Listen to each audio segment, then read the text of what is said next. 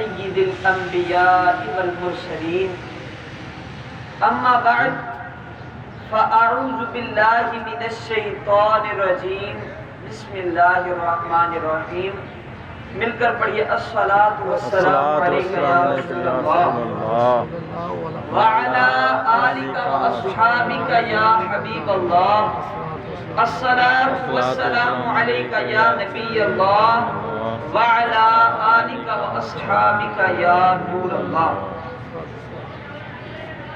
قال اللہ تبارک و تعالی فی القرآن المجید یا ایہا الذین آمنوا اذا نودی للصلاة من یوم الجمعة فاسعوا الى ذکر اللہ وذروا البیع ذالکم خیر لکم ان کنتم مؤمنین۔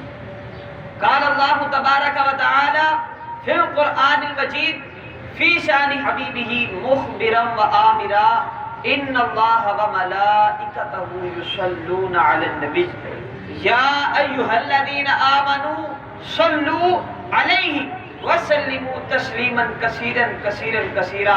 مل کر پڑھیے دوبارہ الصلاۃ والسلام علیک یا سیدی یا رسول اللہ وعلی آلک واصحابک یا حبیب اللہ الصلاۃ والسلام علیک یا نبی اللہ وعلی آلک واصحابک یا نور اللہ۔ مدینے کے سلطان رحمت عالمیان سرور ذیشان میرے اور آپ کے آقا حضرت محمد مصطفیٰ صلی اللہ تعالی علیہ وآلہ وسلم کا فرمانے رحمت بنیاد ہے کہ جس شخص نے روزانہ مجھ پر 50 مرتبہ درود پاک پڑھا، کیا فرمایا؟ جس شخص نے مجھ پر روزانہ 50 مرتبہ درود پاک پڑھا، قیامت کے دن میں اس کے ساتھ مصافحہ یعنی ہاتھ ملاؤں گا۔ سبحان اللہ۔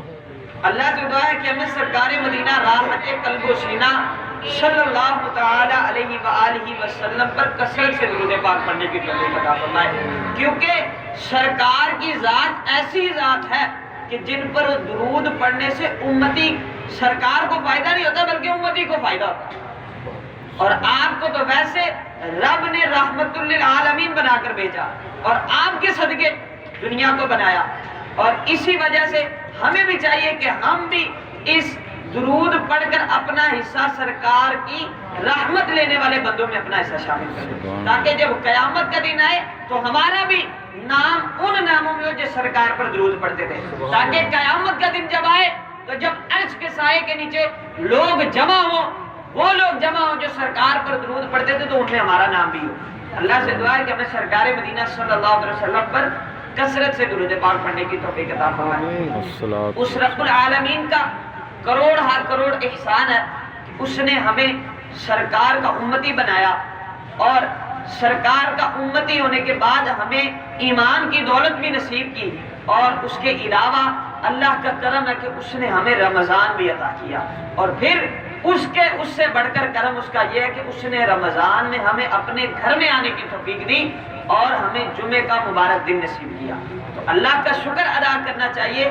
اس کی نعمتیں تو بندوں پر کروڑ ہاں کروڑ ہیں کہ ان گنت ہے، پھر بھی بندہ کیا نہ شکر ہے۔ فَبِأَيِّ آلَاءِ رَبِّكُمَا تُكَذِّبَانِ، کہ تم اپنے رب کی کون کون سی نعمتوں کو چھٹلاؤ گے۔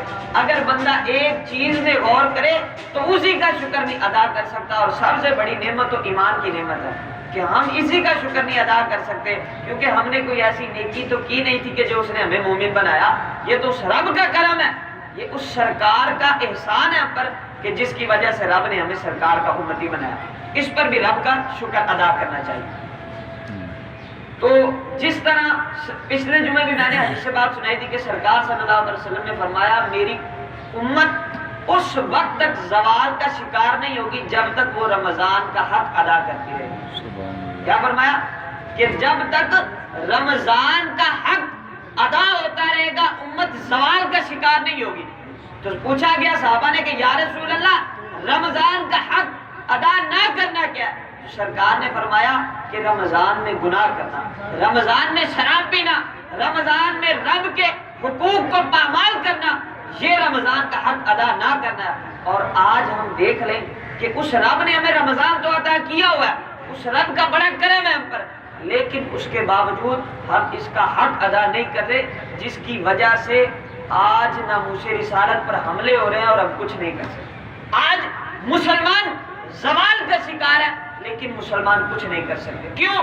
کیونکہ ہم نے سرکار کی تعلیمات پر عمل کرنا چھوڑ دیا، ہم نے سنت رسول کو اپنانا چھوڑ دیا، ہم نے سرکار صلی اللہ علیہ وسلم نے جو احکامات ہمیں عطا کیے تھے ہم نے ان پر عمل کرنا چھوڑ دیا، ہم نے رب کی بارگاہ میں حاضر ہونا چھوڑ دیا، جس کی وجہ سے آج امت مسلمہ زوال کا شکار ہے۔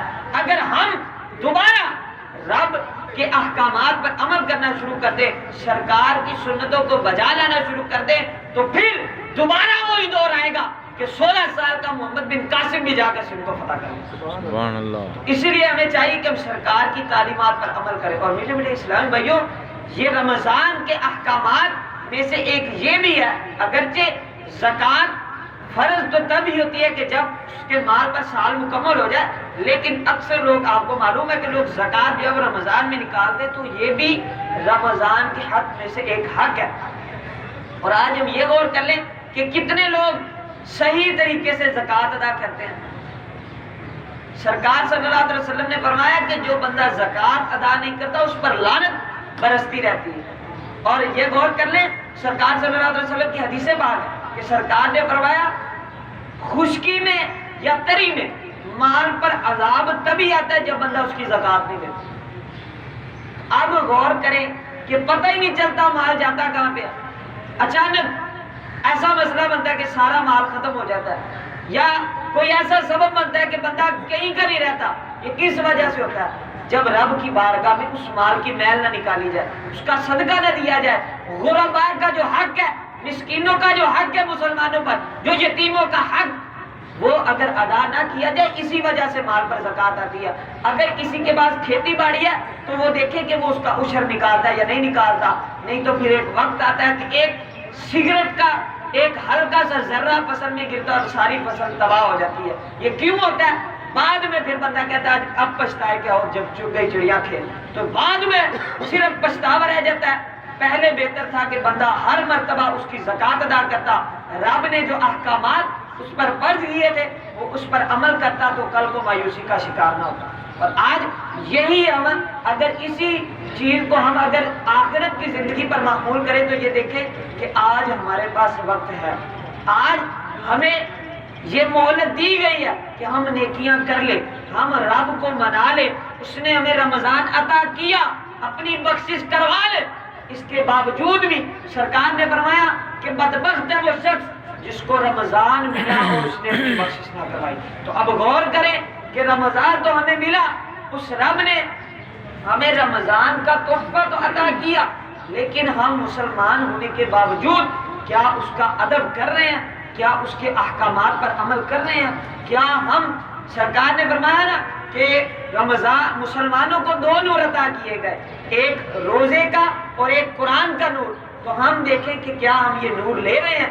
کیا روزہ قیامت والے دن امتی کی بخشش کروائے گا، رب کی بارگاہ میں حاضر ہوگا اور کہے گا یا اللہ عز و جل اس نے میری وجہ سے خود کو بھوکا پیاسا رکھا، مولا اس کی بخشش کر دے۔ اللہ تعالیٰ روزہ دار کی بخشش کر دے گا، اور قرآن رب کی بارگاہ میں یہ کہے گا یا اللہ اس نے میری وجہ سے اپنی راتوں کی نیند کو کم کیا، یا اللہ میں نے اسے راتوں میں سونے سے روکے رکھا، تو اللہ تعالیٰ اس قرآن پڑھنے والے کی بھی بخشش فرما دے گا۔ لیکن اب غور کریں کہ روزہ دار تو اسی کے لیے کہے گا نا جو روزہ رکھے گا، اور قرآن اسی کے لیے کہے گا جو قرآن پڑھے گا، جو رات کو تراویح کی نماز ادا کرے گا۔ لیکن افسوس کے ساتھ کہنا پڑتا ہے کہ رمضان ہے اور ایک ایک نفل کا ثواب فرض کے برابر، اور فرض کا ثواب 70 گنا ہونے کے باوجود مسلمانوں میں مساجد میں اگر دیکھا جائے تو تراویح کی جماعت کے وقت 1 یا 1.5 صف ہوتے۔ تو کدھر گئے وہ مسلمان جن پر احکامات فرض کیے گئے؟ کیا ہم خود کو مسلمان نہیں کہتے؟ کیا ہم سرکار کا امتی نہیں کہتے خود کو؟ کیا ہمیں نہیں معلوم کہ اگر رب نے جو احکامات عطا کیے ہیں اگر اس پر عمل نہ کیا تو اس کا سزا ملے گی؟ قیامت کے دن ہم نے بھی رب کی بارگاہ میں حاضر ہونا ہے۔ لیکن افسوس کے ساتھ کہنا پڑتا ہے کہ رمضان ہونے کے باوجود لوگ کھلم کھلا کھا پی رہے ہوتے ہیں۔ کیا پھر ان سے تو وہ شخص بہتر نہیں تھا جو کافر تھا، لیکن اس نے اپنے بیٹے کو دیکھا کہ وہ رمضان میں کھا رہا تو اس نے اپنے بیٹے کو تھپڑ لگایا، اس نے کہا اگرچہ ہم کافر ہیں لیکن تجھے معلوم نہیں ہے کہ مسلمانوں کا رمضان ہے؟ اور اس کا فائدہ کیا ہوا کہ وہ اگرچہ وہ کافر تھا لیکن اس نے رمضان کا ادب کیا، رب نے اس کے صدقے اس کی بخشش کر دی۔ تو ہمیں بھی چاہیے نا کہ ہم رمضان کا ادب کریں۔ تو اللہ سے دعا ہے ہمیں رمضان کا ادب کرنے کی توفیق عطا فرمائے۔ پھر آخر اپنے موضوع پر آتے ہیں زکوٰۃ۔ تو سرکار صلی اللہ علیہ وسلم نے فرمایا کہ زکوٰۃ مسلمانوں پر فرض کی گئی۔ قرآن پاک میں بھی حکم آیا وَأَقِیمُوا الصَّلَاةَ وَآتُوا الزَّکَاةَ، اور زکوٰۃ ادا کرو۔ زکوٰۃ کی تعریف کیا ہے؟ زکوٰۃ کی تعریف یہ ہے کہ اپنے مال میں سے جو رب نے اللہ کی بارگاہ میں اپنے مال میں سے دینا، ٹھیک ہے، جو شریعت نے اس پر مقرر کیا، یہ زکوٰۃ۔ اور زکوٰۃ یہ مال کی محل ہوتی ہے، اس سے اس کو نکالنے سے مال کیا ہو جاتا ہے؟ پاک ہو جاتا ہے۔ اسی وجہ سے تو مال پر جو ہے وہ کوئی مصیبت نہیں آتی، بندے کا مال محفوظ رہتا ہے۔ اور حدیث پاک میں ہے کہ زکوٰۃ ادا کر کے اپنے مال کو قلعوں میں محفوظ کر لو۔ پچھلے دور میں کیا ہوتا تھا؟ بادشاہوں نے اپنے ارد گرد قلعہ بنایا ہوتا تھا، اور وہ سلطنت جب تک قلعہ محفوظ رہتا تھا سلطنت محفوظ رہتی تھی۔ تو اب سرکار نے کیا فرمایا؟ زکوٰۃ ادا کر کے اپنے مال کو قلعوں میں محفوظ کر لو۔ اب یہ دیکھیں جو زکوٰۃ ادا نہیں کرتے، اب پہلی بات تو یہ ہے کہ حدیث پاک میں نے آپ کو سنائی، اللہ سرکار صلی اللہ علیہ وسلم نے کیا فرمایا کہ خشکی اور تری میں مال پر جو ہے وبال اسی وقت آتا ہے جب اس کی زکوٰۃ ادا نہ کی جائے۔ اب غور کرنے کے مال پر جو مصیبت آتی ہے، اگرچہ بظاہر مصیبت نہیں آتی، مال میں برکت نہیں ہوتی، ہم کہتے ہیں مولوی صاحب کو دم کر دو، کوئی تویز دے دو، مال میں برکت نہیں ہوتی، پتہ نہیں چلتا جاتا کدھر ہے، ٹھیک ہے۔ یہ کیوں ہوتا ہے؟ جب ہم اس کا حق ادا نہیں کر رہے، مال کا جب حق ادا نہیں کریں گے تو پھر ایسا ہی ہوگا۔ قرآن پاک میں جو زکوٰۃ ادا کرتے ہیں ان کو فرمائے گا قد افلح المؤمنون، آگے فرمایا گیا والذین هم للزکاۃ فاعلون، کہ وہ لوگ فلاح پا جائیں گے جو رب کی بارگاہ میں زکوٰۃ ادا کرتے ہوں۔ تو اب غور کر لیں کہ جو زکوٰۃ دینے والے ہیں وہ فلاح پانے والے ہیں کہ جو نہیں دیتے وہ فلاح پانے والے ہیں۔ ایک واقعہ سناتا ہوں، حضرت موسیٰ علیہ نبینا علیہ السلام کا دور تھا، اور قارون یہ حضرت موسیٰ علیہ السلام کا چچا زاد بھائی تھا، چچا زاد بھائی سہیر کا بیٹا تھا۔ اب قارون یہ ایک تو خوبصورت بہت زیادہ تھا، اس کے خوبصورتی کی وجہ سے اس کو لوگ منور کہتے تھے، اتنا خوبصورت تھا۔ اور دوسرا یہ بنی اسرائیل میں بہت بڑا عالم تھا، یہ توریت کا عالم تھا۔ اب یہ حضرت موسیٰ علیہ نبینا علیہ السلام کے ساتھ ساتھ رہتا تھا، یہ بڑا مطلب نیک بن کے رہتا تھا نا، عالم تھا تو اپنے علم پر عمل کرتا تھا، لیکن جب مال آیا، جب اس کے پاس مال آیا تو پھر وہ کہتے ہیں نا سیانے کہتے ہیں مال جو ہوتا اپنا وبال لے کے اندر، تو جب مال آیا اس کے پاس تو اس کا رنگ متغیر ہو گیا، اس کی جو چلنے کی چال ڈالتی وہ متغیر ہو گئی۔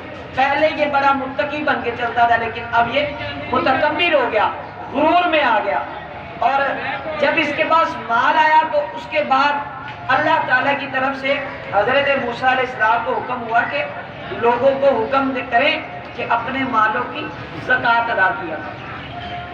اب جب حضرت موسیٰ علیہ السلام نے جب اس کے پاس مال آیا نا تو یہ حضرت موسیٰ علیہ السلام کا بہت بڑا دشمن بن گیا، اور یہ حضرت موسیٰ علیہ السلام کی کسی بات پر عمل نہیں کرتا تھا، ان سے دشمنی ظاہر کرتا تھا۔ تو جب زکوٰۃ کا حکم آیا تو حضرت موسیٰ علیہ نبینا علیہ السلام نے جا کر لوگوں کو بتایا اور اس کو بھی کہا کہ اپنے مال کی زکوٰۃ ادا کیا۔ مال میں 2.5% دینا ہوتا ہے نا مال کا، تو اس کو جب کہا گیا تو اس نے کہا میں اپنے مال کا 1000واں حصہ دوں گا۔